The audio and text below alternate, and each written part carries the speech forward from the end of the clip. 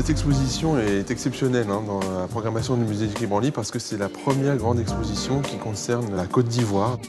In African art too, a masterpiece is made by a master and not just by anybody. Les artistes étaient des vrais artistes, ce n'étaient pas des artisans qui étaient liés au culte, mais c'était des gens avec beaucoup d'inspiration, avec beaucoup d'innovation, comme l'avaient les collègues en Occident.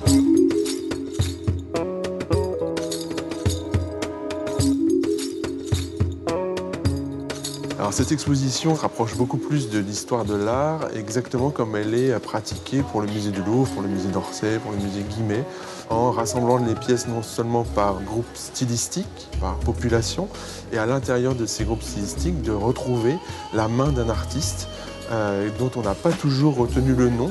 Parfois certains noms ont été attribués en fonction de la caractéristique qui était attribuée justement à l'artiste, et puis bien sûr des noms qu'on a réussi à retrouver dans la mémoire des gens.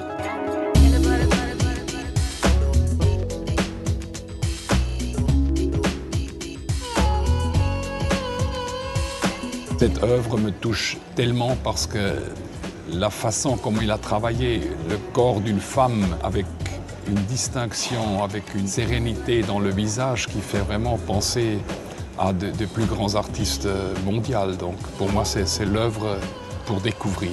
Comme j'espère que les visiteurs ici peuvent découvrir beaucoup d'œuvres dans leur propre sens.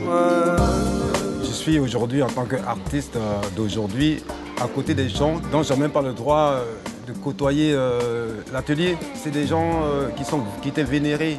Il fallait être initié pour accéder à leur lieu de travail. Aujourd'hui, je suis à côté d'eux. C'est d'abord un honneur, c'est inimaginable. Et j'espère qu'aujourd'hui, dans les nouvelles éditions sur l'art et l'histoire de l'art, on n'oublie pas que les Africains portaient des noms.